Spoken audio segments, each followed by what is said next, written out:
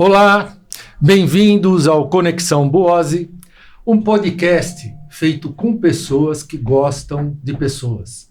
Pessoas de valor, pessoas que têm história, pessoas que transformam.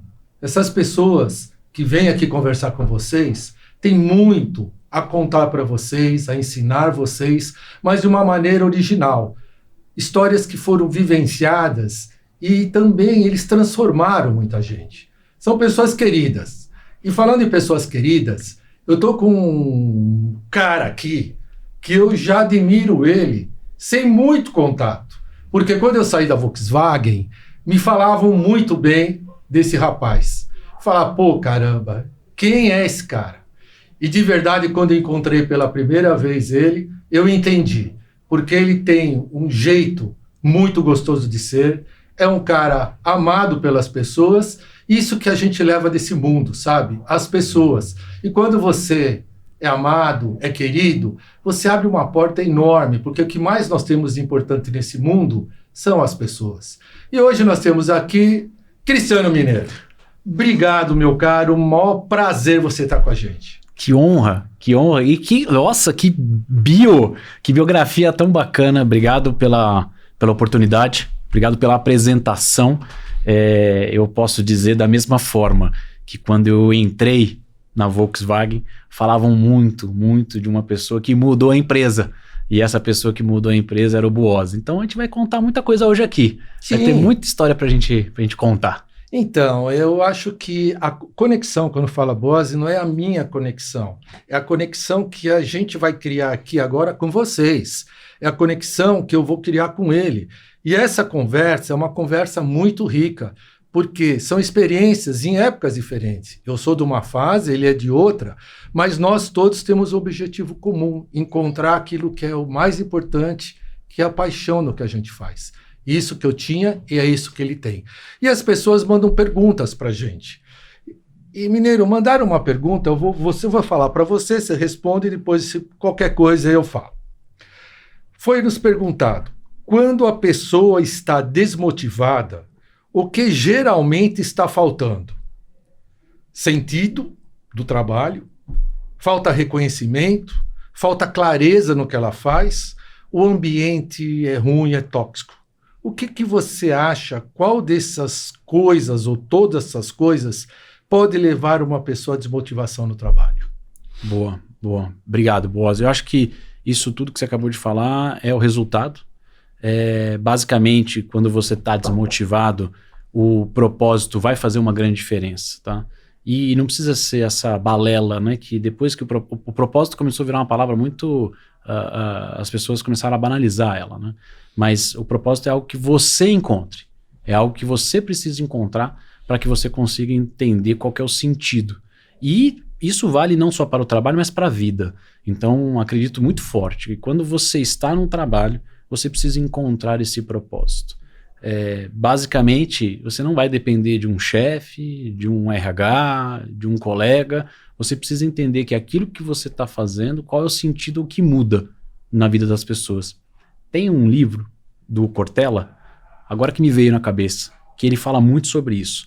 Ele era secretário de Educação, salvo engano, e numa mesa, numa discussão, a pessoa que serviu o café, né, a copeira, não estava encontrando propósito naquilo que ela estava fazendo. Porque ela via que todos os outros eram importantes naquela reunião. E eu não me lembro muito bem os detalhes, mas ele comenta com ela, falando, não, você é fundamental, você é importante para nós aqui. Porque se você não servisse o café, se você não tivesse o cuidado e o carinho conosco, nós não estaríamos aqui. Então, o gatilho ou a mensagem é para que você encontre um propósito, para que você consiga entender qual que é o teu valor para aquilo que você está fazendo. Qual que é a consequência daquilo que você está fazendo? Para que você consiga, de fato, mudar essa posição. Sair dessa situação aí que, vamos falar, uma situação de vítima, né? Para que você consiga ir para frente. Que pessoal, o vitimismo, eu acho que é uma coisa muito fácil. Eu estou chateado. Pessoal, o mundo corporativo, ele é cruel. Porque as pessoas que estão lá não estão lá. O teu chefe, meu chefe. Teu chefe não está lá para te cuidar. Ele está para te desenvolver, para te forçar, para dar pressão para você se amadurecer. Não está lá para passar a mão na sua cabeça, porque você nunca vai crescer. Você tem que ter desafios. E aquela coisa, às vezes você está num ambiente, estou desmotivado. Tem uma coisa que eu sempre falo e eu penso, porque eu como, e esse cara também passou na mesma coisa que eu. Eu, engenheiro, virei o marqueteiro. Então é aquilo. Eu queria ser engenheiro, nossa, mas não adianta a gente querer ser o que a gente quer. A nossa essência que manda, a gente precisa ser aquilo que a gente é. E quando você é aquilo que você é, que você nasceu para ser, as coisas fluem de uma maneira tão gostosa dentro de você que você não está forçando nada. Então, esse negócio de desmotivação depende de você. Não vai depender de ninguém, bem como ele falou. Não é teu chefe que vai falar, vamos, se motiva, para. Ele não tem que te motivar. Ele tem que te orientar. E é isso que você tem que procurar hoje dentro do mundo corporativo, se encontrar e fazer o seu melhor. É isso que você tem que fazer. O Cortella fala sempre, não é eu fiz o que eu posso, eu fiz o meu melhor. Outra pergunta que agora vai direto para ele, que eu fiz essa pergunta de propósito para ele. A primeira foi mandada pelo pessoal, mas essa eu estou falando. Mineiro, como a formação em Direito ajuda um executivo de marketing a lidar com assuntos da área de marketing? Você se sente frustrado por não atuar como advogado? Ele é formado. Conta um pouquinho você. Isso que eu achei engraçado. Engenheiro, marqueteiro, né? Advogado, marqueteiro. Tamo aí. Não, zero frustrado. Eu sou apaixonado por que faço, sou apaixonado mesmo. Tem horas que eu paro e penso, tô trabalhando demais, mas ao mesmo tempo tô muito feliz. Então, isso é uma consequência do resultado, de tudo que eu vou entregando. E é o que eu tento sempre falar pro meu time, para as pessoas que estão comigo, entreguem as coisas com muito amor. Não vou estender para esse lado, tá? Mas só para deixar claro aí que quando você entrega com muito amor, quando você tem brilho no olhar, cada coisa que você faz vira algo gigante. Então fica muito gostoso trabalhar. Mas eu não sou frustrado, não. Eu acho que o direito me ajudou muito, muito mesmo. Para ter um olhar de negociação, para saber se comunicar, para saber conversar com as pessoas. Eu acho que o mais engraçado é que o direito você cria tese todo dia. Toda vez que vem um caso, você cria uma história, você cria uma tese, você vai conduzir. O marketing é a mesma coisa, tá? O marketing hoje, a habilidade de um bom marqueteiro é criar histórias, criar uma comunicação, ter uma linha de raciocínio. Então, o direito me ajudou muito. Hoje eu não me vejo mais no direito, até gosto, até tenho ali paciência de ficar vendo aula, tem professores que eu gosto de seguir e tudo mais, mas não, acho que não fui um frustrado não, me ajudou bastante. Acredito que para você também, né, engenharia, né? Dentro da indústria automobilística, nós na área de comunicação, você sabe, tem que fazer o lançamento de um carro, vai lá na agência e vê se estão falando certo de potência, de torque e tal. Com esse conhecimento, era muito usado para isso. Então, pessoal, uma coisa que eu falo para vocês e com base nesse rapaz que eu falo que é um jovem que está... Eu gosto muito de ver gente assim, que está bem e que os outros gostam. Quando você faz alguma coisa na vida, eu fiz uma faculdade de jornalismo. Aí chega, putz, me formei em jornalista, estou trabalhando no marketing. Perdi 3 anos da minha vida. Perdeu nada. Como ele acabou de falar, com o direito ele sabe falar, sabe se posicionar, ele tem a cabeça dele preparada muito diferente do que a outra moçada do marketing que está lá, que todo mundo estudou marketing. Então ele, com a experiência que ele adquire e com o conhecimento que ele tem, sempre sai por cima. Então, nunca perca a esperança de começar algo que você goste, que te apaixone. Mesmo se falar, perdi 3 anos, não perde nada. Tudo que você fez na vida, você ganha. E isso é o que de mais você vai ter de valor perante as outras pessoas da área. Porque tem uma coisa que você tem que deixar se você quer subir numa empresa. Deixa a sua marca. Faz algo que quando alguém falar, pô, esse cara foi o mineiro que fez, né? Quem é o mineiro? Pô, aquele cara que fez aquele projeto. Pô, é mesmo. Pô, vamos ver ele para essa vaga, você é considerado, você é lembrado. Então, façam acontecer. Mas eu queria, Mineiro, quem é Mineiro? Conta um pouquinho da sua história, da onde você veio, família, conta um pouquinho assim, para a gente conhecer um pouquinho da sua trajetória, mas assim, a parte também humana, conta pra gente. Boa, Boaz. Eu sou um mineiro fajuto, porque eu sou um paulistano. Todo mundo me pergunta. Todo mundo fala, pô, mineiro de onde? Mineiro de São Paulo, sou casado com a Natália, tenho uma filha linda, que é a Mariana, sou um cara muito família mesmo. Eu acho que a relação que eu tenho dentro de casa é o que transparece no mundo corporativo, então esse lado muito humano. Eu venho de uma família muito boa e que perdi tudo, então dou muito valor às relações, às coisas. Então isso eu acho que para mim, eu sou muito grato de ter passado pelo que eu passei, porque hoje eu consigo reconhecer tudo que eu tenho. E principalmente as pessoas, tá? Então isso eu acho que é a coisa mais linda que tem. O que eu mais gosto é conversar, é estar próximo das pessoas. Eu, do lado acadêmico, e aí você falou uma coisa muito bacana, né? De você não desistir, não desista. Porque eu fiz o direito, me formei, depois acabei fazendo outras faculdades, né, outras graduações, e eu acho que você pode se reinventar a qualquer momento. Então o mineiro é um cara que fez direito, formado, depois fui fazer marketing na SPM, depois fui fazer mestrado em administração, e agora estou fazendo o doutorado também, estou acabando o doutorado. Mas eu sou um cara que gosto muito de estudar. Então eu tenho a minha mãe, que é professora, sempre me ensinou isso, filho, você vai conseguir ser alguém na vida se você estudar. Então é algo que eu posso deixar isso para vocês na minha biografia do quem é o mineiro. É um cara que estuda, é um cara que é inquieto para saber das coisas. E aí fica esse meu conselho para vocês. Bom, não sei se vocês aí vão gostar ou não, mas eu sou um corintiano. Então, Boaz, eu não sei. Aí, povo. E aí, Boaz? Corta. Eu sou um corintiano, mas sou também, como eu moro em Jundiaí há alguns anos, sou apaixonado pelo Paulista de Jundiaí. Acho que eu sou o único torcedor. Agora tava na quinta divisão, existe, tá? A quinta divisão. Só pra vocês saberem, existe a quinta divisão, passou, né? Agora foi pra quarta, agora tá na terceira, então sou apaixonado também por futebol. E acho que é isso, assim, um grande resumo. Passei por algumas empresas, não só do setor automotivo, então passei por outras indústrias, foi tecnologia por bastante tempo, banco. Eu acho que o mais importante de tudo o que é o mineiro é o cara que constrói relações. Acho que, Boaz, o resumo da biografia do mineiro é um cara que é apaixonado por pessoas. Acho que isso é muito importante, porque quem gosta de pessoas gosta de gente, e quem gosta de gente vive bem com a gente. Porque, mineiro, quem me ensinou tudo do marketing foram as pessoas. Você fez ainda curso de marketing, eu não.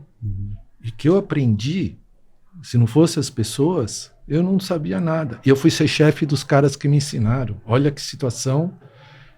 Se eu não me desse bem com eles, eu nunca teria conseguido nada, porque sem eles a gente não é nada. Total. Mas e aí, você teve uma carreira assim, você tem aqui, eu tô vendo, Volkswagen, Nissan, Lenovo, é professor de marketing. Conta um pouquinho essa tua trajetória pra gente, por favor. Eu comecei como office boy, 14 anos. Eu também. Também? Também. Da Sabrico, primeira revenda Volkswagen do Brasil, eu era office boy. Olha lá, ó a coincidência já. Cursos que trocaram, depois foram para outras áreas. Levava a marmita, me amassavam toda a marmita no ônibus, mas eu levava aquelas marmitas de alumínio. Putz, o ônibus era tão lotado que chegava em casa, minha mãe tinha que desamassar minha marmita. Eu era mais chique, não, eu não tinha isso aí, não. Eu comia na Praça da Sé bonitinho. Mas você tá numa geração. No outro nível, né? Eu levava ficha telefônica, um guia desse peso numa pastinha, por causa era o guia São Paulo, que tinha para eu achar as ruas, e a ficha telefônica pesada para burro, e passe escolar,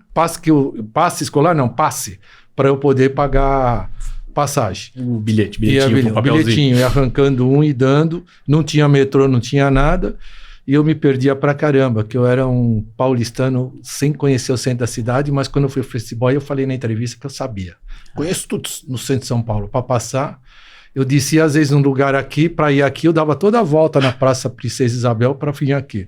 Mas office boy é mais uma coisa que hoje não existe, mas a gente passou por isso. E aprende pra caramba, porque eu também fui na Praça da Sé, também, não sabia nada de rua, Mas eu ficava andando até achar o lugar que tinha que pagar a conta, ou que tinha que ir. Mas eu comecei com 14 anos, depois eu fui trabalhar em shopping.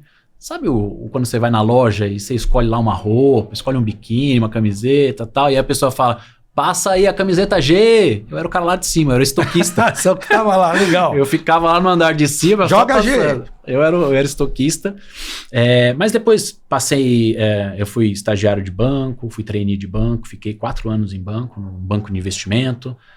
Saí depois para estudar, voltei, eu fui estudar fora, estudei em Portugal. Aí voltei, fui para escritório de advocacia, vi que não era nada daquilo que eu queria, nem tá no meu currículo isso aí. Até tirei isso aí, tenho o maior carinho, mas foi algo que me marcou, que eu falei, não é o direito mesmo. Então eu cheguei a advogar quase um ano. Mas não era aquilo que eu queria. Você foi para Portugal e já estava formado? Já estava formado. Quando eu fui para Portugal, eu fui fazer mestrado lá.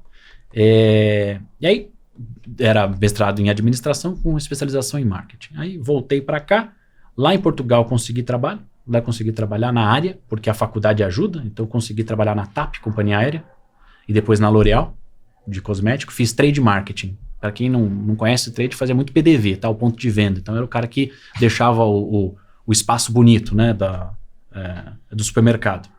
E na TAP eu cuidei de CRM, então muita relação com o cliente. Isso me deu uma bagagem para poder voltar. Antes de voltar, eu fiz um processo seletivo para trabalhar numa empresa que estava começando aqui no Brasil, que era a Asus, de placa-mãe. Eles eram muito fortes de placa-mãe, mas eles iam começar com notebook, celular e tudo mais. E aí vim para essa startup, fiquei lá um bom tempo. E lá eu fui começando, né, crescer. Aí marketing forte, né? Tu olhava para trade marketing, mas marketing forte. E posso garantir para vocês, a hora que eu comecei a trabalhar com marketing, me despertou um negócio, eu falei, é isso que eu quero fazer da vida. Eu trabalhava muito com trade, né? E me apaixonei. Saindo da Asus, eu fui para a Lenovo, concorrente direto. E a cabeça da Lenovo quero ser o número 1. Lenovo estava em terceiro lugar ali de vendas de notebooks. E foi lá que eu consegui fazer uma trajetória mais forte para poder alcançar as vendas. Chegamos a bater a liderança. Fiquei na Lenovo, foi quando a Nissan me chamou. Então, o total de tecnologia foram quase 8 anos. A Nissan me chamou porque ela queria um olhar mais de dados. Ela falou, dados vai ser o futuro.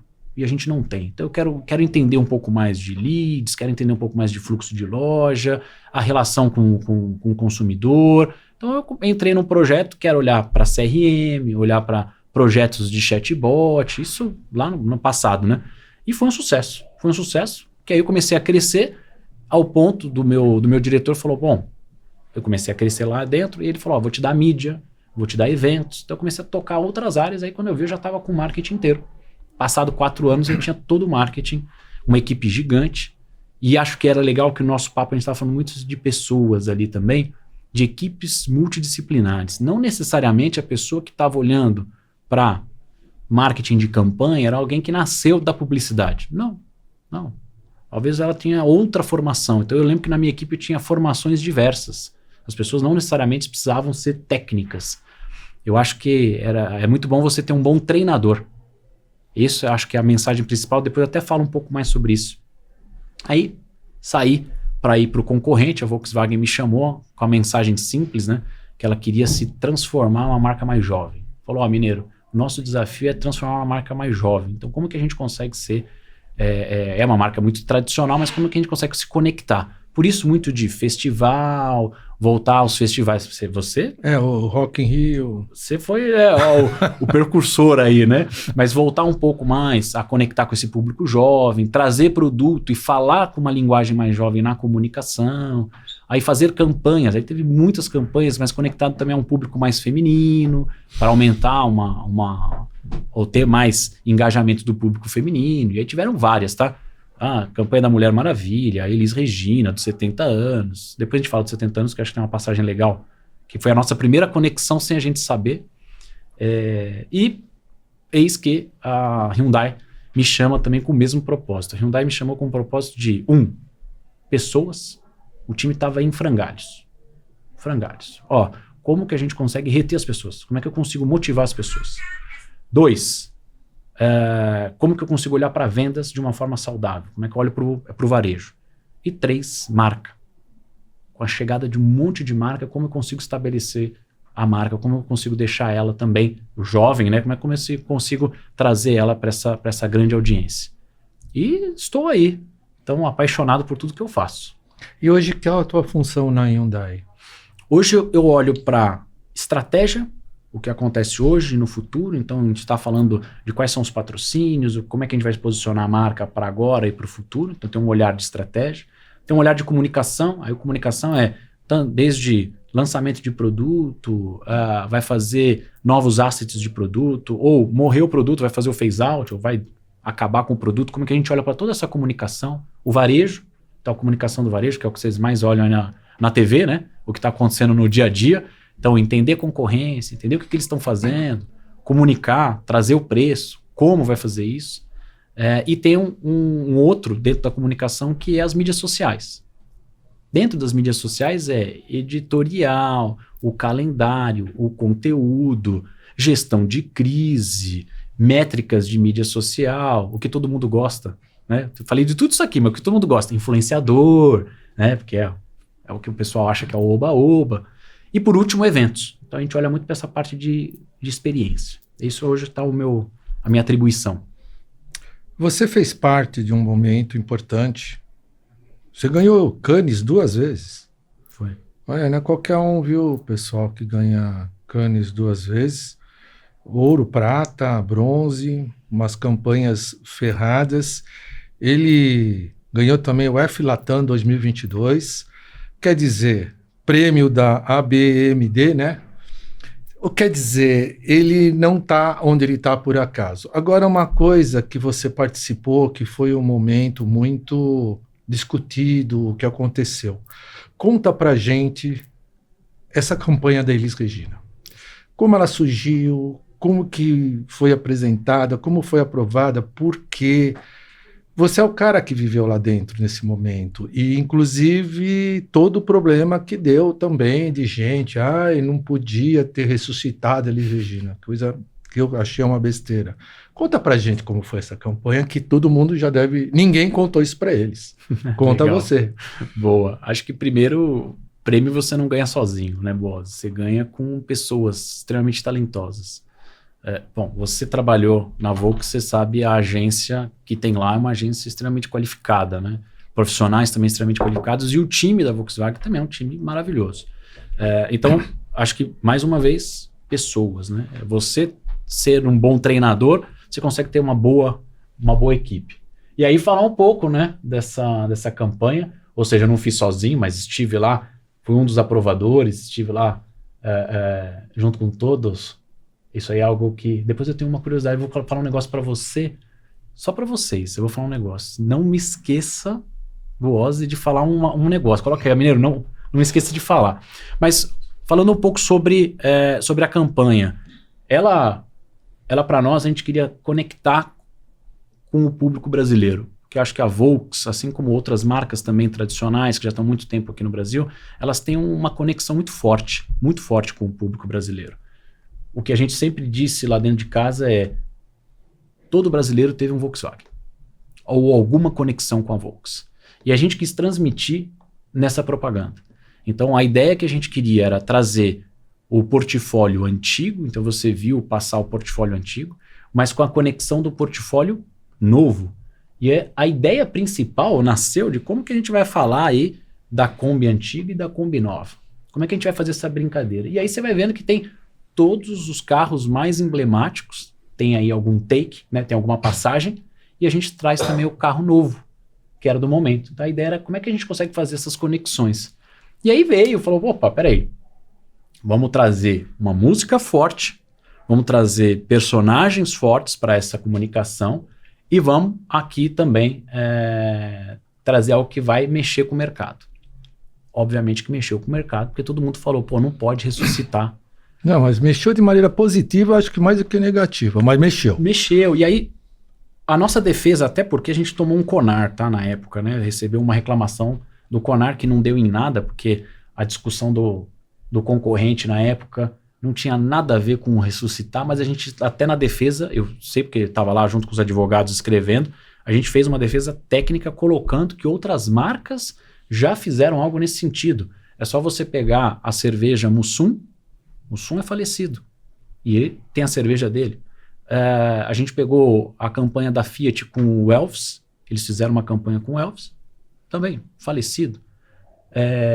Tiveram outras marcas aqui nacionalmente que também chamaram a inteligência artificial para fazer o ressuscitar, né, a pessoa. Basicamente, se você tem acordado com os herdeiros... Que ficaram muito felizes, por sinal, né? Conta depois no final o que aconteceu com essa moça quando vocês passaram a propaganda no palco. A primeira coisa, quando a gente passou na agência para ela ver, chorou. Porque era o maior sonho da vida dela ter cantado com a mãe. Ela, quando viu a coisa pronta, ela desabou, né? Não, nós aprovando o material sem ter ainda a Elis Regina, porque a gente só tinha a modelo, né? Era de arrepiar. Então, eu imagino a sensação, né, da Maria vendo, e ela comentou pra nós, ela tava chorando, ela comentou pra nós, falando, era o meu maior sonho, era cantar com a minha mãe, e vocês realizaram.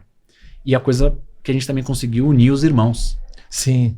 Porque eles eram brigados, né? Estavam um pouco afastados. A gente conseguiu unir os irmãos. Então, também. Isso que eu falo, fizemos coisas boas, mas as pessoas às vezes se incomodam com isso, né? E o sucesso foi incrível, né, cara?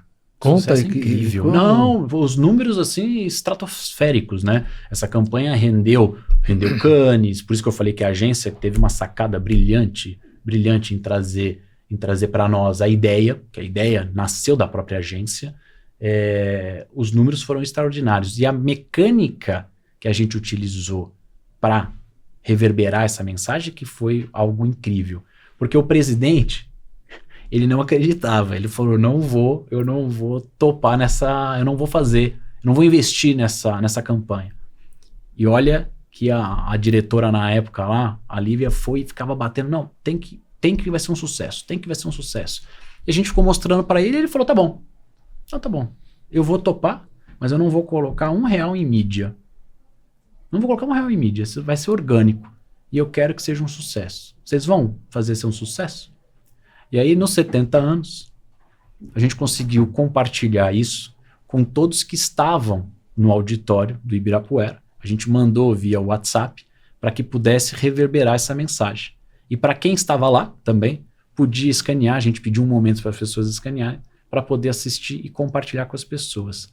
Foi algo assim, em minutos, pulverizou. O negócio pulverizou. Eu estava lá. Me convidaram lá para dar um depoimento lá dos 70 anos, mas a gente sente, né, emoção nessas horas, e o que é mais gostoso é a emoção. A Volkswagen, ela sempre foi paixão, emoção. O Fusca, o carro mais amado, o Gol mais querido, a Kombi, a velha e a senhora, a propaganda da Kombi de ir embora. Essa é maravilhosa, né? Essa também é pura emoção. Então eu falava assim, quando eu fiz Sandy Júnior lá, que ninguém acreditava, que eu falei que eu estava trazendo a paixão, a emoção e a memória musical para a Volkswagen de volta, porque todo mundo tem carro, todo mundo tem produto, todo mundo tem de tudo, mas a paixão, a lembrança de uma juventude bem vivida e trazê-la para aquelas mulheres que tinham 15 anos, teriam 30, foi uma coisa assim que estourou. Mas eu acho que vocês mataram a pau e eu vejo aqui que nada que você põe a mão não dá certo. Então, parabéns. Você estava lá e eu acho, são, mas mineiro não é falando nada. Eu já estive lá. Se uma pessoa, a engrenagem não rodar, isso pode ir para frente. Se uma pessoa não sabe incorporar, trabalhar junto, muitas coisas não davam certo porque tinha alguma pessoa que não estava na mesma sintonia.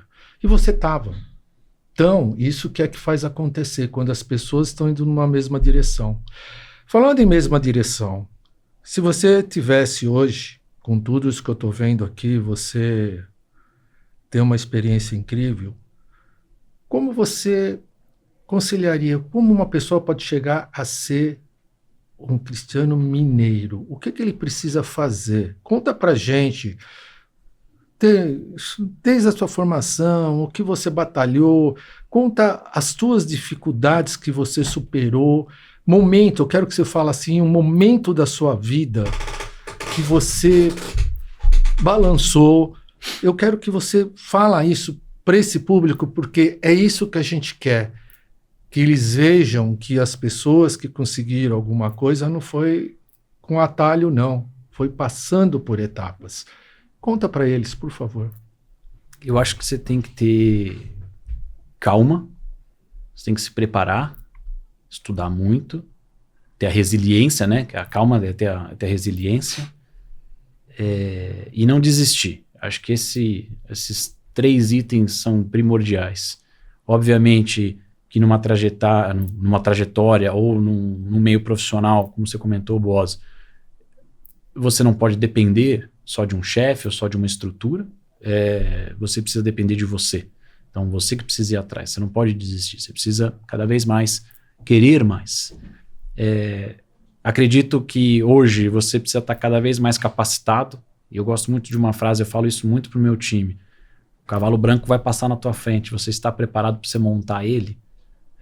Você está preparado? E eu me lembro, até para te responder, Boaz, quando eu era estagiário no banco, eu tive um chefe que eu fui conversar com ele, que o cara, adora esse cara, eu precisava até um dia escrever sobre ele, o Daniel. Eu falei para ele: pô, Daniel, tô querendo fazer espanhol. Ele falou: mas espanhol vai te servir para quê? E eu inventei qualquer coisa, porque eu não sabia falar inglês. Inglês para mim era difícil pra caramba. Eu falei: não, porque espanhol é mais fácil, tal. Aí ele falou: mineiro, vamos ser realistas, cara. Vai fazer inglês, bicho. Vai estudar, cara. O inglês vai te abrir portas. E aí passei por uma dificuldade financeira, não tinha condição de fazer inglês, fui estudar inglês depois que tinha 25, 26 anos. E ó, você pode perguntar para minha esposa, todo domingo eu parava para estudar inglês, fazia aula particular. Foram anos. Estou casado há 10 anos, todo domingo. O dia que me deu um estalo, que eu vi que eu estava falando, que eu estava escrevendo, que eu vi que eu não era mais analfabeto, eu era analfabeto mesmo, eu falei: meu Deus, eu chorei. Eu falei: hoje eu sei falar. Que é a mesma reação que uma criança tem quando ela começa a aprender, né, a ser alfabetizada. Então o que eu ia falar para vocês, o que eu gostaria de falar para vocês é: não desistam, não desistam. Acho que a resiliência é algo que você precisa ter muito. Minha esposa até falou recentemente que ela estava dando um feedback para um funcionário, ela falou uma expressão que eu gostei. Ela falou para mim: olha, essa expressão é boa, do bambu, né, que você consiga voltar da mesma forma que você foi, que você consiga voltar rapidamente. Então, acho que, Boaz, a mensagem principal: a vida não vai ser fácil. A vida não vai ser fácil. O que você não pode desistir. O que você precisa ter muito claro é para onde você quer ir, onde você quer chegar. Qual o lugar que você quer ir. E, obviamente, com calma, com persistência, ir caminhando, devagar. Eu vejo que tem uma ansiedade muito grande hoje, muito grande. Se o jovem quer ser já o presidente... Quer abreviar. E eu falo: calma, vai chegar o teu momento, vai chegar, mas esteja preparado. Acho que é isso, você está preparado? Eu pergunto muito, hoje trabalho numa empresa coreana, então o nosso dia a dia é inglês. Eu falo muito pro meu time: mas você fala inglês? Você tá apto a falar com algum membro do board? Não é porque eu não vou ser o tradutor. Se a pessoa falar tô, tecnicamente você também tá, então o comportamental, bora, vamos. Mas é isso, resiliência e calma. As coisas acontecem. Quando você coloca muito na cabeça e você emana, e até com palavra, ó, que a palavra tem poder mesmo, você chega lá. O que não dá é para tentar querer encurtar o caminho. Isso não dá. Uma hora a casa cai. Você é gestor há muito tempo, né?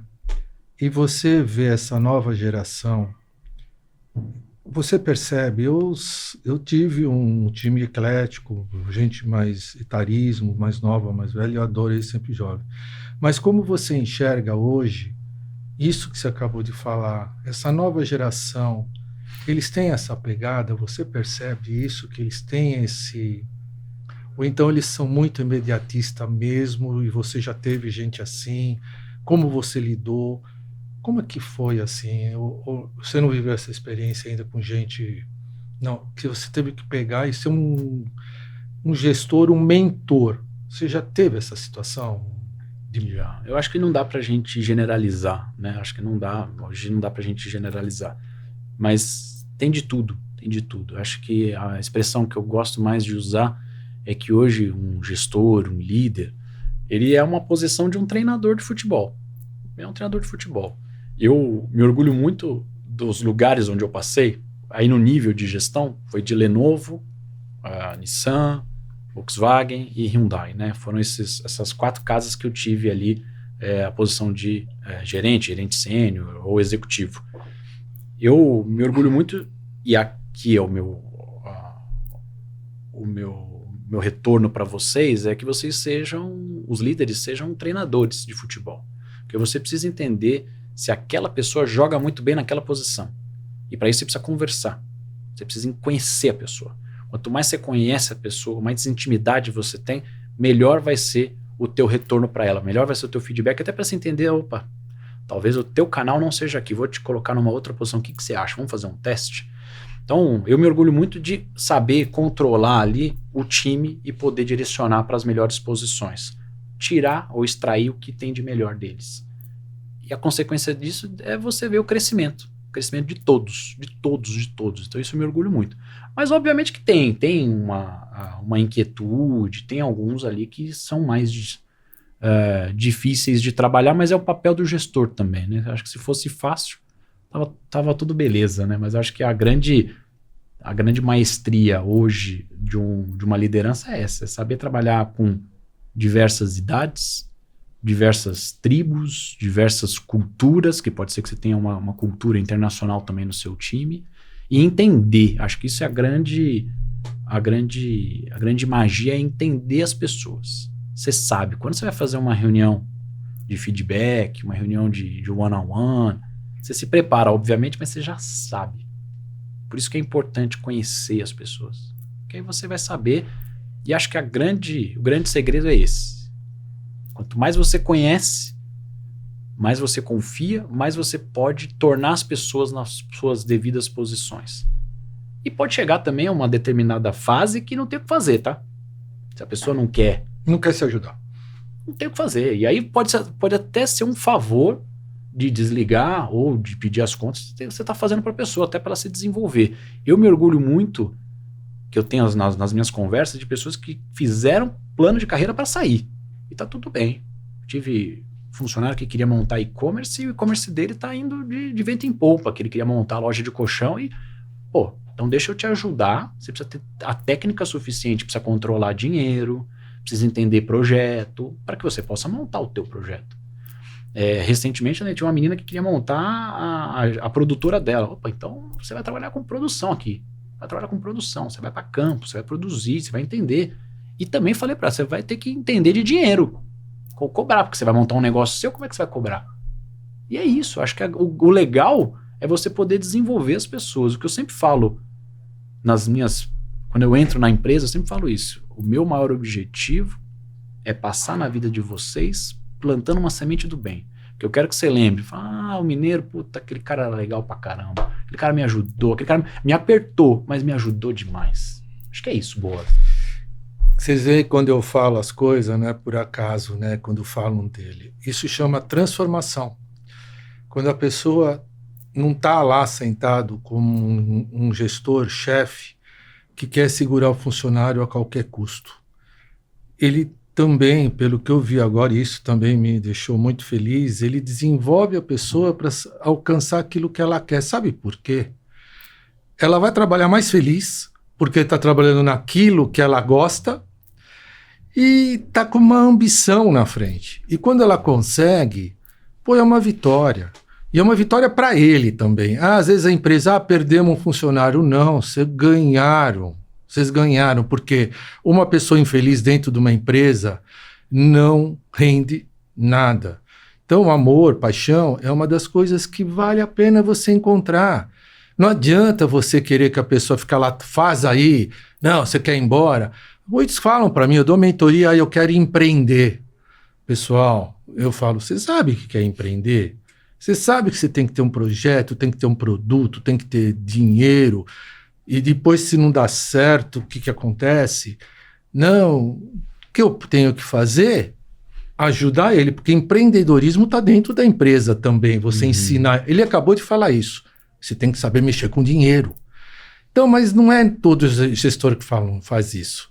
Infelizmente, hoje, quando falam da geração Z, eu fui lá que eu fiz uma palestra no Conar, foi média gestão. A média gestão é a que está com a galera aqui embaixo e o board aqui em cima. Esse cara aqui que faz essa ligação. Se esse cara não souber lidar com essa moçada, desenvolver essa moçada, ele não vai ter força para trabalhar com esses. Então esse cara é o mais importante da empresa hoje. Porque se a turma não se motivar, não trabalhar, ninguém se desenvolve aqui embaixo. Então, não é impondo, e sim orientando. Quando eu acabei de falar, é como fosse um mentor. E o mentor tem uma outra palavra que ele falou. Tem que conhecer o funcionário. Não é só se ele é bom em matemática, em planejamento. É a essência dele. Porque aí ele vai saber o que tirar de melhor, né, menino? É isso. Então. Mas eu não tenho o que falar. Quem tem que falar é ele. E eu vou fazer uma pergunta que você passou, eu estava mais já saindo. E eu vi aqui que você se adequou muito à companhia no que diz respeito à LGPD. Sim. Conta para mim como que você trabalhou isso. Sim, acho que o primeiro grande projeto foi bem no comecinho da lei, né? Porque teve o Marco Civil em 2012, depois teve um ajuste em 2014. Mas ali, já no Marco Civil, já se falava de proteção de dados, né? É que as isso empresas... É terrível, né? Às vezes lidar com isso. É né? muito difícil. E aí, me lembro que o primeiro projeto foi na própria Nissan, que estava muito preocupado com isso, porque eu olhava para a cadeira de CRM, que é a cadeira de relacionamento, né, com o cliente. Relacionamento com o cliente, você tem todos os dados do cliente, né? Obviamente que é o concessionário que passa, né, para você, mas você detém todos os dados. E a gente tinha lá uma proteção muito forte de dados, tinha uma empresa que ajudava a fazer esse controle, mas basicamente o projeto foi se adequar à lei, porque obviamente a lei ainda estava um rascunho, não tinha uma data de execução, a LGPD não tinha uma data de execução, mas na Europa já estava funcionando, estou falando isso aí de 2018, tá, pessoal? E aí basicamente falou, opa, peraí, já que isso aqui vai acontecer, vamos nos preparar. E aí nos preparar nada mais era do que colocar camadas de proteção no próprio site, formulário para que a pessoa consiga falar, opa, não quero receber mais nada. Então a gente teve todo um cuidado, né? Que aí o Technicase, né, de pedir para a pessoa, aí teve que também na base pedir o opt-in, né, que é pedir para as pessoas, opa, posso falar com você? E deixar também muito fácil também explicar qual que seria a comunicação e também o opt-out, opa, vou sair. Por sinal, fui fazer uma pesquisa, já faz uns anos, tá? Já faz uns 2 anos, Boaz, mas se você der uma olhada no contrato que tem lá, aquele contratinho lá, quando toda vez que você dá o ok, sabe o ok? Você dá o ok? Se você for lá ver o contrato de privacidade da Nissan, eu, junto com o jurídico, fui um dos caras, tá vendo o direito aí? Fui um dos caras que redigi esse contrato, tá lá no site, tá? Ele é o mais detalhado possível. Porque os advogados lá na época tiveram o cuidado de se adequar tanto, mas tanto à lei, ou seja, seguiram tanto à risca, que tem um negocinho legal que fala assim, ó, você precisa informar o cliente ou o consumidor quais são as empresas que você vai compartilhar os dados.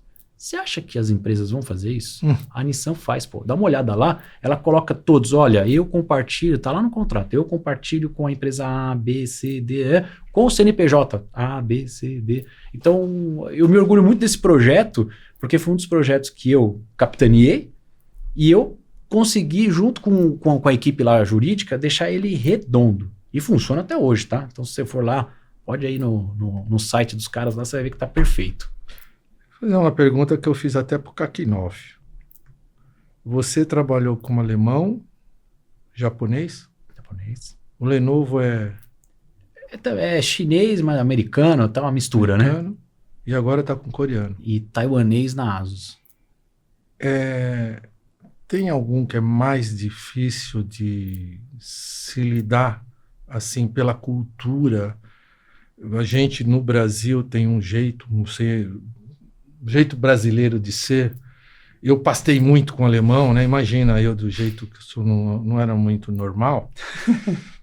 Mas qual que você acha que é um pouco que mais difícil de trabalhar? Não que é ruim, mas é difícil, que você tem que entender, e você com certeza você vai querer entender para entregar o melhor. Qual que você demorou mais para se adaptar? Porque todas que você está falando aqui, nenhuma você saiu. Você foi convidado por outra para você sair. Então você fez o teu trabalho. Isso é uma coisa nobre. Agora, o que mais, onde mais você sentiu a dificuldade por essa cultura, esse idioma, essa postura? Não sei se é verdade fazer uma pergunta que no coreano, isso um trabalhou comigo, falou que o diretor não fala com você, ele fala com o cara abaixo, para o cara abaixo, mesmo que você esteja do lado, falar para ele. É verdade isso ou é mentira? Eu estou falando aqui, eu sou funcionário, esse é o gerente e eu sou diretor. Eu tenho que falar para o funcionário fazer alguma coisa. De vez ele fala, vai lá e manda fotografar o carro. Ele fala assim, avisa teu funcionário que tem que fotografar o carro. É verdade ou é mentira isso? Então, mudou bastante. Eu não... Mas assim, você já tinha ouvido falar Já. disso? E eu passei uma ocasião, mas eu acho que tudo é a evolução do tempo, né? Eu, na Asus, é uma taiwanesa, é uma empresa de Taiwan. Tá ali coladinho com a China, se falar que é chinês, os caras brigam, né? Eu passava por isso, mas era mais pela cultura machista. Então eu tinha uma diretora mulher, o presidente taiwanês não falava com ela, falava comigo. Pô, mas eu era o subordinado, então eu olhava para mim para falar, ó, fala com ela que tal. Então assim, era uma... Bom, eu achava uma falta de respeito da cultura, mas isso eu tenho certeza que já mudou, né? Eu acho que hoje em dia não dá para você, pelas regras brasileiras, né? Pelo comportamento, mudou muito, né? Mas eu acredito que não existe o que é mais fácil ou mais difícil. Eu acho que o importante é você entender sobre a cultura daquele lugar. E eu posso te garantir, acho que em todas eu passei dificuldade, porque você tem que se adequar. Você tem que entender como funciona. Então, a alemã também passei dificuldade, porque, pelo menos na minha época que eu peguei da alemã, eu aprendi muito um negócio que é horário. É horário. Então, eu me lembro muito de um gestor alemão que começou no horário. Ele começava no horário cravado. O Thomas começava no horário cravado, mas acabava no horário cravado também. Mas eu estou terminando uma frase. Muito obrigado. Eu levantava e ia embora. E eu ficava assim, mas peraí. Eu não terminei minha frase. Então eu precisei me adequar à cultura. Eu não vou fazer uma apresentação que é de 1 hora com 60 slides. Se eu vou passar 1 minuto cada slide e eu quero ouvir o cara, acabou. Então acho que você tem que se adequar. Então, com a alemã eu aprendi muito a questão do horário, muito. E isso eu tento levar para as outras, sou muito chato com isso. Já a coreana é desorganizada com horário. Vamos falar 10 minutinhos? Não é 10 minutinhos. O bom é que o coreano é igualzinho brasileiro nesse ponto. Vamos falar, você tem 5 minutinhos? Não é 5 minutinhos, vai 1 hora, vai 1h30. Por quê? Porque o cara quer se alinhar, quer falar. Então, ele come bastante do tempo. Mas eu acho que as culturas são... eu acho que o mais importante é você entender, pelo menos ter a humildade de entender da cultura. Porque se você ficar só achando que a tua cultura é a que tem que ser a brasileira, né? Que tem que ser a verdadeira, você não vai viabilizar o negócio. Então, acho que o que vale é você entender. A japonesa é muito boa em processo. É muito boa em processo, planejamento, e na hora da execução não é tão boa. Então você precisa estar... O planejamento, tudo bonitinho, mas você precisa executar e não é tão rápida. Já o coreano, que eles têm até uma expressão do pali, que ele é bom, ele é rápido. Ele pode até demorar para fazer o planejamento e tal, mas é hoje que a gente tem que gravar o podcast. Apertou o botão, agora. vai. Então vamos agora. Então, acho que assim, o resumo você precisa se adequar, você precisa entender e respeitar. Então, eu vejo muito, eu até converso lá com alguns líderes, eu vejo o esforço que alguns coreanos têm em se adequar à cultura brasileira. E é mais forte do que os caras. Os caras passaram por guerra.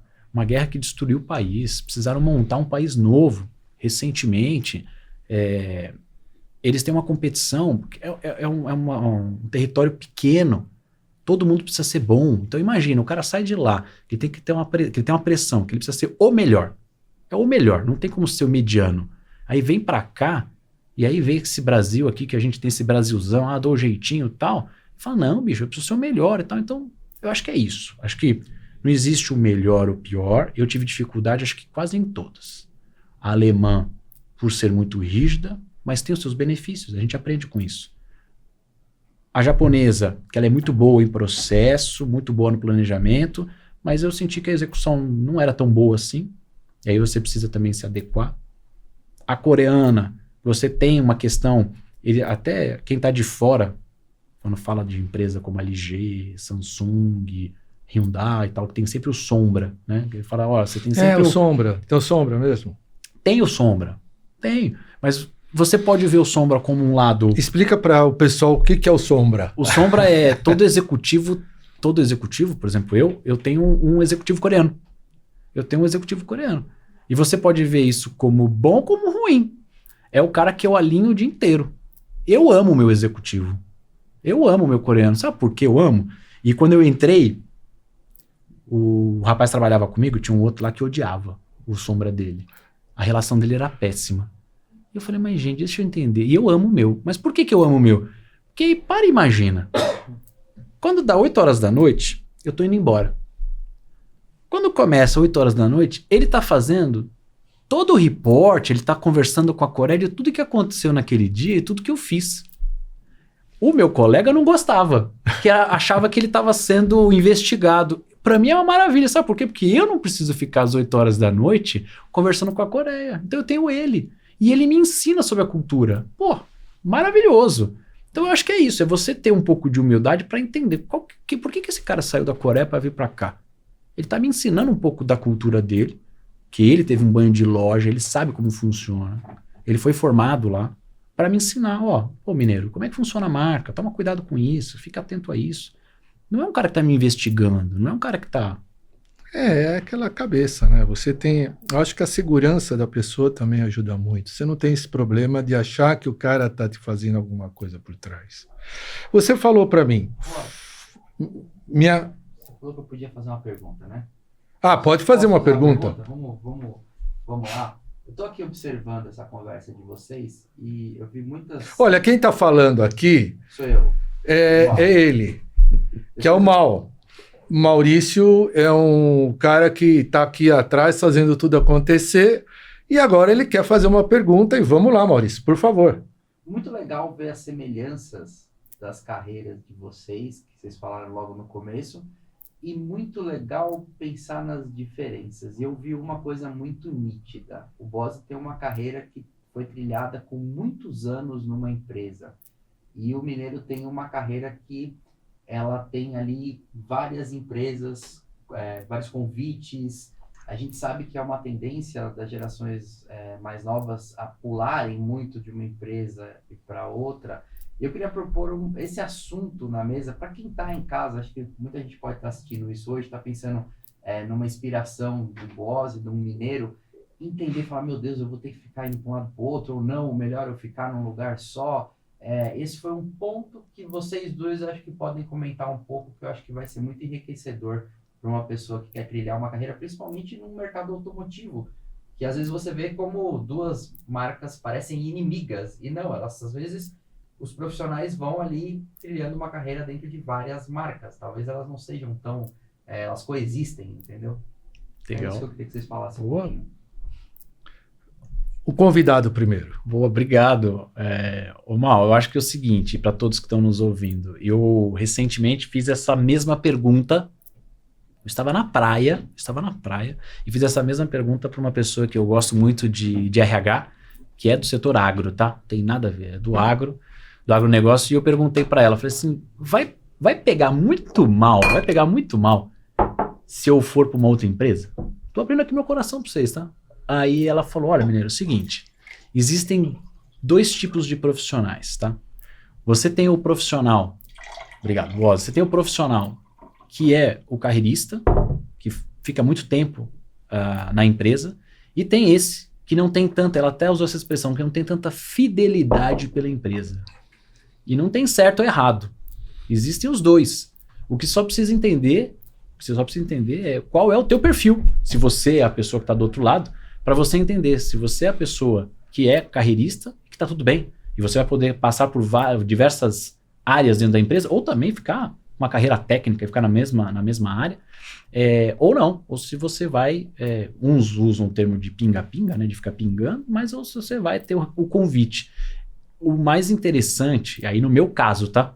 Depois eu vou deixar o Boaz falar, mas no meu caso, eu sempre, quando eu migrei, sempre foi porque eu vi algo muito interessante do ponto de vista de projeto. Então, todos os lugares que eu passei, e eu posso te garantir que eu fui muito feliz em todas as casas, porque sempre teve um projeto por detrás. E deixar uma marca grande, deixar um legado, isso é o que é o mais importante. Então, se você me falar isso hoje, Mineiro, você sairia de onde você está? Eu falaria, não, porque eu preciso deixar o meu legado, e eu ainda não consegui deixar o meu legado. Então, eu acho que a mensagem mais importante para mim, que posso ser o pinga-pinga, ou que eu não sou tão fiel, é construir algo sólido na empresa. A partir desse momento, aí sim, que eu consegui construir, eu posso ir para outro ambiente. Mas eu queria ouvir o Boaz. Bom, eu posso dizer que eu, quando entrei na Volkswagen, eu tinha um sonho que era ser engenheiro da Volkswagen. Fui estagiário, eu não vou contar essa história porque ela é muito longa. Vocês vão ler no meu livro, hein? Tem um livro aí que eu estou soltando. Mas você resumir um pouquinho mais, por quê? A Volkswagen, o Mineiro sabe disso, é um monte de empresas dentro de uma empresa. Eu não fiquei num lugar só.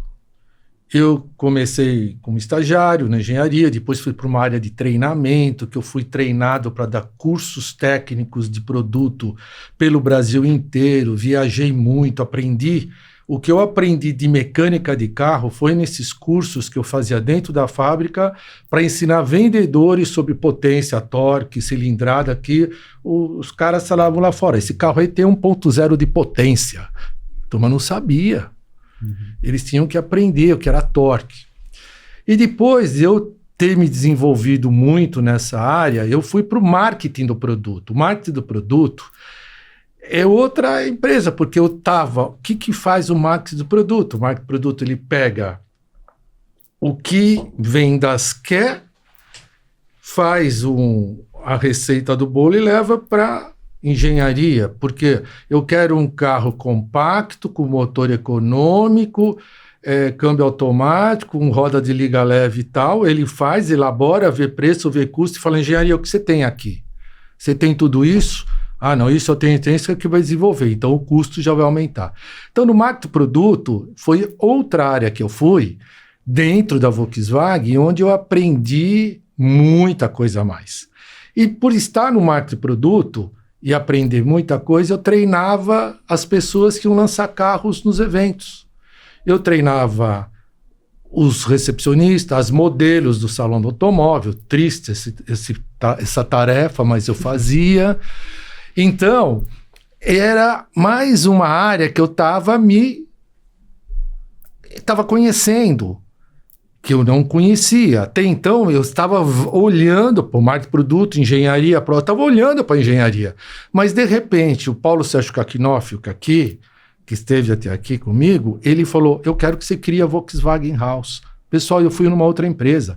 Eu fui trabalhar no edifício da Com para fazer a Volkswagen House, uma revenda Volkswagen padrão. Lá era totalmente diferente do que eu fazia, porque eu comecei a administrar uma revenda com carros de luxo e comecei a fazer eventos lá, coisa que eu não fazia. Ou seja, quando você vai fazendo coisas e em cada lugar que você passa, você realiza alguma coisa, você vai deixando uma marca que é onde que eles vão te considerando. Ele acabou de falar, deixa um legado. Esse legado é o que faz você ser lembrado não só para dentro da tua companhia, para fora. O Mineiro não foi convidado para trabalhar na mesma empresa. Ele foi convidado para trabalhar em outra empresa, porque alguém sabia o que ele fez naquela empresa que ele está. Então, quando eu digo se é certo ou errado ficar muito tempo no mesmo lugar, não existe. Não existe. Ai, você ficou tanto tempo, você não enjoou, você ganhava muito bem. Não. Você ficou frustrado por ser engenheiro? Não. O que eu tinha? Eu comecei a ter paixão pelo que eu fazia, E no fim da minha carreira, eu tinha um time legal, eu conseguia fazer coisas legais, e eu falei, pô, é aqui que eu quero ficar. Então tem um momento da minha vida que eu horizontalizei minha carreira. Mas isso já estava bem mais velho. Então o que acontece, pessoal? Não importa se você vai ficar na mesma empresa ou se você vai sair. O importante é fazer aquilo que te apaixona. Cada lugar novo que eu fui, tive novos desafios. Eu não me acomodei nunca, porque eu era cobrado. Porque quando você começa num lugar novo, e ele pode falar melhor que eu, você é testado, você vê, será que nós contratamos certo? Será que esse cara é tudo isso que falam? E pensa que dentro da Volkswagen, quando eu mudava de área, não faziam a mesma coisa? Porque era outra empresa. Eu saía da área de vendas e ia para a área de marketing, o Boaz trabalhava lá numa coisa, será que ele vai ser bom aqui? Então o que eu posso dizer é o seguinte, pessoas nos ensinam em cada lugar que a gente vai. Segundo, você vai descobrindo o que você gosta com o passar do tempo. Quando você descobre, com certeza você vai ficar mais tempo lá porque você está se realizando. Mas nada impede de você continuar fazendo o que você ama em outra empresa. Isso é uma coisa que vai aparecer na tua frente e você vai ter opção de escolha. O que você precisa é ter mente aberta para fazer isso acontecer. Ô Mal, não sei se eu te respondi. Tem o corte que eu queria. Ele faz isso com a gente. Sempre. Faz, ele fica lá, viu, pessoal? Ele fica lá. Às vezes ele pega a gente, faz pergunta até desconfortável, mas faz parte, né? Porque nós estamos aqui justamente para falar as verdades e perguntas de vocês também, eu quero reforçar. Mandem as perguntas. O Maurício vai ser por sempre no nossos vídeos para onde vocês têm que mandar, que vai ser o maior prazer responder essas perguntas para você. Posso continuar? Ô, Boaz, posso só te cortar? Já que o Maurício cortou também educadamente e falou que vai fazer os cortes no vídeo, então, por favor, Maurício, depois faça o corte aí. Mas eu tenho um ponto que quando a gente trouxe aqui a Elis Regina, que eu falei para vocês. Tá aqui, ó. Fala de alguma coisa. Guarda aí que eu queria trazer a conexão que eu tive com o Boaz. Porque quando eu entrei na Volks, eu falei para vocês que a missão era transformar a marca, deixar a marca jovem, conectar com a audiência e tudo mais. Então vocês já gravaram isso daí. Mas a marca ia fazer 70 anos de Brasil. E a gente precisava fazer não só esse vídeo, que era uma homenagem aos brasileiros, tá? Acho que essa é a maior mensagem, uma homenagem aos brasileiros, mas também uma homenagem às pessoas que passaram pela empresa. E é o que eu falo de você fazer as coisas com muito amor. A primeira coisa que eu fui tentar investigar era quem eram essas pessoas que passaram pela Volkswagen, que fizeram as coisas com muito amor. E veio uma lista lá, gigante, que eu precisava trabalhar, mas ela foi meio que ficando pequena, tá, Boaz? Ela foi ficando, era uma lista grande, ela foi ficando pequena e o seu nome estava sempre em evidência. E aí eu falei, que raios de Boaz? Quem é esse cara Quem é aqui? esse cara? Mas todo mundo falava bem, tá? RH. Aí eu vou falar com a menina do RH lá, que por sinal, puta, amo ela. Aí ela falou, não, porque o Boaz passou aqui e tal, deixou esse legado. Puta, desgrila. Falar com o pessoal de treinamento, Boaz. Eu falei, caramba, Boaz. Então tá, então... Chama o Boaz. Até um dos meninos que me trouxe essa lista, que é o Arthur, que você conhece, vamos chamar Boaz, vamos fazer. Não, e esse menino que te trouxe a lista, ele foi meu estagiário no Salão do Automóvel que eu contratei ele como universitário. Ele te contou isso? Contou, e ele hoje é um gigante, né? Eu adoro ele, já fica aqui meu abraço, ele é um cara que é um talentoso assim demais, né? Que bom, você formou então talentos. Eu acho que é isso. Tem essas histórias que eu tô falando, que eu tô pondo até no livro. Essa moçada me fez gostar de jovens. Quando eu defendo a geração Z hoje, todo mundo fala, mas eles são cheios de mimimi. Pessoal, tem que entender cada geração. Porque eu não entendia a minha geração do meu pai. Meu pai é chato, meu pai... A gente tem outro jeito de pensar. Uhum. E eles me ensinaram muito. Então eu que agradeço eles. Graças a Deus, eu acreditei neles, mas quem fez acontecer foram eles. Não fui eu, foram eles. Esse menino é que me trouxe uma lista, depois ele foi reduzindo a lista, eu fui conversando com as pessoas, e aí chegou o momento de, lá nos 70 anos, de fazer a homenagem, que era uma entrevista com o Boaz. Então era o Felipe Ciani fazendo uma entrevista ao Boaz, tinha algumas perguntas e tal, e conduziu lá com muita maestria. Tiveram outros nomes, mas eu não pude estar na entrevista, porque foi feita ali antes de antes da do entrada. evento. E eu tinha me programado. Eu falei ainda pro Arthur e falei pra equipe, falei, não, eu quero falar com o Boaz, mas como tinha celebridade e tal, precisei ir lá resolver um outro tema e eu fiquei muito chateado. Eu falei, pô, o momento que eu tinha para conhecer o Boaz, a gente estava fazendo um conteúdo em homenagem a ele, eu não pude. E aí depois eu tive a honra de cruzar com você. Então, só abrir aqui um parênteses, porque todo o movimento de Elis Regina aí era para chegar no teu nome, que foi muito bom. É isso que a gente traz, né? Isso que é gostoso, porque inclusive tem esse meu depoimento, tá aí na internet. O que eu falo a gente é aquilo que a gente planta, sabe? Eu estava lá emocionado por ter sido abordado para fazer esse depoimento, e a gente, quando fala da nossa vida profissional, inclusive com um menino que estava na minha frente, que eu lembro que ele era um menino, e hoje era um homem na minha frente, crescido, cheio de energia, de paixão também, falou, pô, dá certo acreditar nas pessoas. O que precisa é acreditar, fazer. E esse negócio de Universitário Salão foi uma coisa diferente que a gente fez. Todo mundo punha as modelos do lado do carro, e chegava a pessoa e pedia informação, as coitadas tinha 2 dias de treinamento, não sabia. Eles não. Tudo, né? Eles tinham 4 meses dentro da Volkswagen. Eles não era para o salão, era para a vida deles. O treinamento que eles tiveram é um estágio com diretores de produção, de engenharia, de design. O presidente falava com eles. Para o salão nós ensinamos até postura para eles, até maquiagem para as meninas, sabe?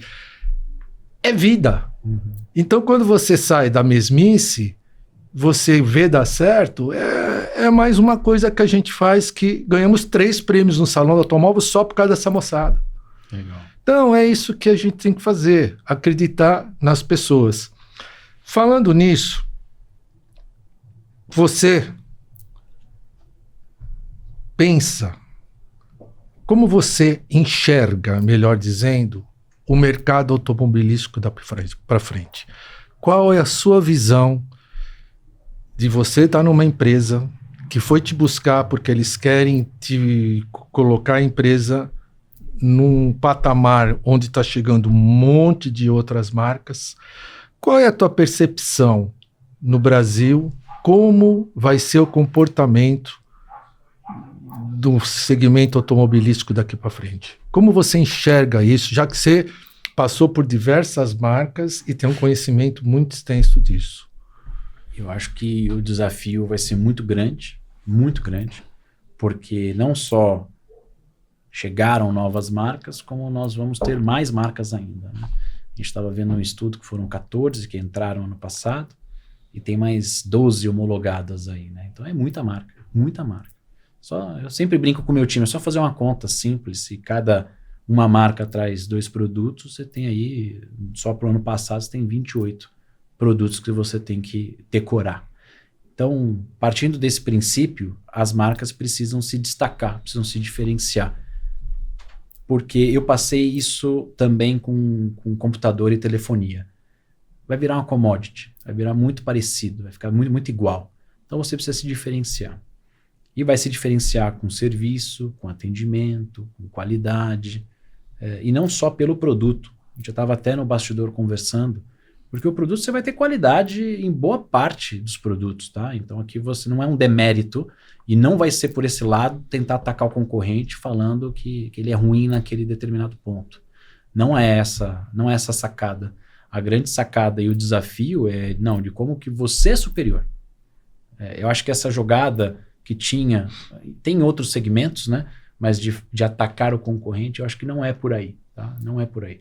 Acho que o grande desafio aqui é, de fato, você entender, identificar, ou até mesmo se aperfeiçoar, e mostrar qual é o seu diferencial do ponto de vista de serviço, de atendimento, da qualidade do atendimento, e mostrar para o consumidor por que deve comprar o seu produto? Qual que é o benefício?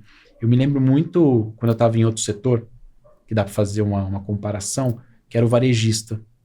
Quando eu vendia notebook, celular para o varejo vender, por que se destacava tanto uma Fast Shop ou uma Fujioka no Goiás? Atendimento. Então, como que ele atendia as pessoas, como é que fazia o relacionamento pós-atendimento, como é que ele vendia serviço. Então, eu acho que essa é a grande sacada hoje para sobreviver. Porque senão, as empresas que não forem para esse lado, elas vão morrer. Se a gente compara produto com produto, a gente já comentou isso, hoje tem muito, muito produto bom. E a gente não pode ficar atacando, porque uma hora isso pode voltar contra você. Não, você vai se preocupar em atacar e não vai se preparar para ser você, né? Você tem que se preparar. Eu acho que essa é o grande diferencial, mas mostrar o porquê que vale, porquê que você precisa, ou porquê que o seu produto vale mais do que o outro, porque o seu produto é melhor do que o outro, sua marca também. Então, acho que uma das coisas importantes também é a história, o legado de marca. A gente falou de Volkswagen, Hyundai, mas qual que é o legado que a sua marca tem, né? O que ela traz por detrás? E pode ser que a tua marca aí, que não seja do setor automotivo ou não, mas ela pode ter alguma história por detrás que vai encantar as pessoas. Então, eu acho que essa é o pulo do gato que a gente tem. Muito bem. Mineiro, estamos chegando no final, mas você tem uma história muito bonita, mas tem algo que na tua história foi marcante, né? Por favor, coloca aquele Fusca maravilhoso. Conta pra gente que é esse Fusca pra você. Puta, uma memória afetiva. Coisa mais gostosa que tem. E eu já tentei comprá-lo várias vezes, mas eu tenho um financeiro, um CFO, um financeiro muito forte dentro de casa que fala não. Vocês devem entender. A mulher não quer saber de carro velho. Pelo amor de Deus, pessoal dos carros clássicos, carro velho é um jeito de falar, hein? Porque a minha mulher fala, põe essa Kombi pra vazar óleo aqui, não. Era assim. É isso, eu moro em Jundiaí, fui até Limeira ver uma Kombi, enganando a minha esposa que a gente ia almoçar num restaurante gostoso. Mas o meu financeiro é muito forte. Mas eu tenho uma memória afetiva grande, porque quando eu era estagiário, fiz meus 18 anos, eu tinha condição de comprar um carro. Já foi muito difícil tirar a carta, né? De ter que fazer todo o processo e tudo mais. E aí eu me lembro que eu juntei R$4.000 e comprei meu primeiro carro, com um Fusca. Foi esse aí. Foi esse aqui. Foi esse aí. Essa cor, tudo. Tudo. Era lindo. Anos... Era 69. 69. Tinha, o mais gostoso era o cheirinho. Sabe aquele cheiro de álcool? Você ligava, ficava aquele cheiro de álcool. Mas é muito gostoso mesmo. Pra quem não tem essa sensação, dirija que você vai ter uma sensação que é maravilhosa. Adorava. E era assim mesmo, tá? Perfeito. Clássico. Mas a memória afetiva que eu fiquei muito triste é que eu não consegui sustentar o carro por 8 meses. Porque não tinha dinheiro. Não era porque o carro era ruim ou bebia, não. O carro era maravilhoso. O carro não dá um trabalho. Você arruma ele rápido. Eu lembro que estourei o pedal, arruma ele rápido. O Fusca é Fusca. Passa as histórias um pouquinho aí. Pode continuar, vai rodar algumas coisas. E eu não tinha condição financeira para sustentar. Então, passado 8 meses com o carro, eu tive que vender. Foi a minha maior tristeza. Mas o amor era tão grande pelo Fusca, tão grande mesmo, que depois de um determinado tempo, não me lembro se foi depois de 1 ano, 2 anos, aí eu comprei um outro Fusca azul. Esse estava detonado, tá, Boazzi? Pessoal, esse estava detonado. Não tinha nem a buzina, tinha que colocar o fiozinho para buzinar um no outro. Então esse carro estava detonado. Mas também vendi. Mas eu tenho uma conexão muito grande. Adoro o Fusca. Me lembro até do meu pai. Então é algo que me marca muito. E por coincidência, mas aí eu falo um pouco de marca. Por coincidência, o primeiro carro, depois... Aí fui ter moto, tá, pessoal? Fui ter moto, andava de ônibus também. Mas aí o primeiro carro que eu consegui comprar, já melhorzinho de grana, tava com a minha esposa, a gente tinha recém-casado, foi um Volkswagen. Foi um Volkswagen. E depois eu fui trabalhar na Volkswagen. Acho que esse negócio de... Aí eu não sei, tá? Não sei se é energia, o que é, mas é um negócio que move ali, que conspira a favor, sabe? Você vê, o carro que eu tive, meu primeiro carro foi um Volkswagen, depois casado foi um Volkswagen, depois fui trabalhar na empresa. Acho que é o que eu falo, quando a gente faz com amor, a gente gosta das coisas que a gente faz, se entrega, acontece isso, né? Mas o Fusca é uma paixão. Não, é uma paixão. Você vê, até as campanhas deles são incríveis, né? A gente vê aquela lá atrás e quando ele saiu, voltou. Mas o que mais eu vejo aqui são as pessoas lembrar. Uns adoram Brasília, outros têm histórias com a Kombi, outros têm história com Fusca. E assim, mas esse aqui, eu pus isso aqui, né, ontem, que eu postei, dizendo que se alguém sabe qual foi o recorde de pessoas. Não faço ideia. Em um Fusca, não é dentro, em um Fusca. Aquela foto lá é a foto do recorde. Você viu um monte de gente montada? Não faço ideia. Eu não vou contar porque eles estão lá respondendo no coisa, mas tem um número. Aí ele sai e volta, ele sai e volta. Aí quer luxo, compra o Santana, o Pelé numa foto do Fusca. E essas propagandas. Mas tem uma coisa, a gente está terminando e você percebeu que aqui, quando fala Conexão Boas, é uma conexão com pessoas. E agora, nós temos uma mensagem para você. Quando a gente fala em conexão, tem uma pessoa que eu não sei se eu acertei, mas eu fui atrás. Uma pessoa quis mandar uma mensagem para você. E essa pessoa tem um carinho muito grande, e eu acho que você também tem por ela. Ela quer mandar uma mensagem para você. Por favor. Falar do Cristiano Mineiro é realmente algo que me traz muita satisfação. O Cristiano é um rapaz extremamente inteligente, competente, dedicado, muito articulado, bem-humorado, constrói liderança com as suas equipes, constrói times de trabalho eficientes. Tudo isso é falar desse lado dele profissional que há anos ele executa com maestria. Eu tive a oportunidade de ter vários tipos de relacionamento com o Cristiano. Fui professor dele quando ele fez a graduação em Direito. Já naquela época ele se destacava com essas características mesmo, com essas qualidades que eu acabei de mencionar. E tive depois a oportunidade de continuar esse relacionamento acompanhando sua trajetória pessoal e profissional. Quando ele decidiu estudar no exterior, para seguir para um lado da carreira dele, que ele tem executado com muita competência, na questão que envolve marketing, na questão que envolve desenvolvimento de marcas, na questão que envolve referências no mercado a respeito da alta qualidade de produtos. Realmente ele desenvolveu essa trajetória já nessa oportunidade, estudando no exterior e adquirindo conhecimento técnico. Também depois, em outra oportunidade, no âmbito profissional. Retornando ao Brasil, eu consegui referenciá-lo, indicá-lo para um profissional de bastante referência no mercado que estava atuando a partir daquele momento por conta própria, era um grande executivo, e o Cristiano foi trabalhar com ele e ali mostrou ainda mais, né, as qualidades todas que a gente já conhecia, profissionais e pessoais. E depois, por fim, já agora em tempos mais recentes, acompanhando toda a sua carreira em grandes empresas no mundo corporativo. Mantive esse relacionamento esse tempo todo. E são muitos anos. Eu mesmo comecei como professor dele, depois fui reitor da universidade onde ele se formou e agora estou em Brasília, sou reitor de uma outra universidade, Universidade Católica de Brasília.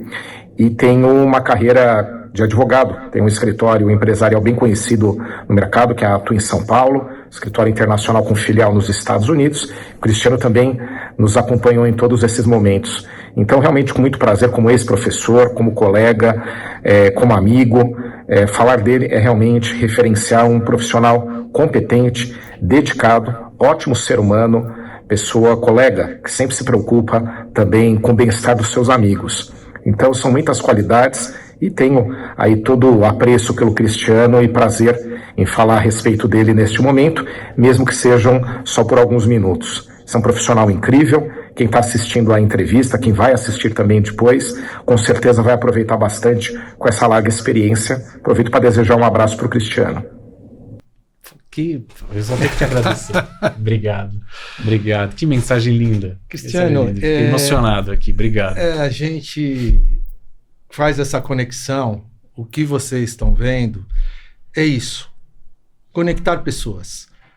Professor dele, lá atrás, E quando eu consegui, foi uma batalha, só a esposa ajudou. Jura? Você não sabe o que eu trabalhei. Eu fui até atrás do Bruninho da Nissan. Lembra do Bruno? Sim, Trabalhou sim. Foi estagiário meu do salão. Com você? Ele foi estagiário no salão também. E foi uma uma das primeiras turmas. Eu contratei ele depois, quando ele acabou o estágio do salão do automóvel, ele foi para a empresa, depois veio trabalhar comigo. Que legal. E o Bruno... Não sabia disso. O Bruno tá lá. E eu tava desesperado. Eu fui atrás do Humberto, que tá no México. Sim, Humberto Campuzano, outro cara também, que fica aí minha mensagem para ele, que esse cara, eu amo ele. Tá no México, eu só não consegui falar com ele. Eu tava desesperado. O nosso amigo aí, juntos, tentamos, ele tentou também. E o Mal não conseguiu. Teve a Rogério. Mas é isso, pessoal. A persistência também é algo muito legal. Porque você proporcionar para uma pessoa um momento de emoção é conexão. Por isso que aqui no Conexão Boose não é o Boose, são pessoas. E eu só tenho que agradecer ao Cristiano. Vocês viram que eu disse no começo. É uma pessoa do bem, com conteúdo, é uma pessoa de valor, onde vocês têm que prestar muita atenção, acompanhem a carreira desse rapaz, porque, diferentemente de mim, ele está indo diversas empresas, e cada empresa que ele passa, ele deixou um legado, porque ele sai, mas o que pensam dele é só coisa boa. É isso que vocês têm que construir nesse mundo. As pessoas, nesse mundo de inteligência artificial, é o que mais vale. Então, parabéns pela sua carreira. Eu agradeço de coração por você ter aceitado o meu convite. E dá suas palavras finais para o pessoal, por favor. Primeiro que eu estou extremamente emocionado. Obrigado. Eu não esperava dessa mensagem final, ainda mais vindo do professor Manuel, que é um cara que, não vou falar para não tomar muito tempo, mas eu sou assim fã desde o começo da minha profissão. E fui virar professor por causa dele. Então, obrigado pelo carinho de vocês da produção. Obrigado, Boose. E é isso que você falou. Conexão. Então, agradeço a todos. Saio daqui cheio de energia, saio daqui feliz de ter mais uma vez contato com o Boose, com vocês, com essa mensagem linda. E é isso. Muito obrigado. Obrigado, verdade, aí, por tudo que você fez. Foi lindo. Obrigado, pessoal. Até o próximo episódio. Tchau, tchau.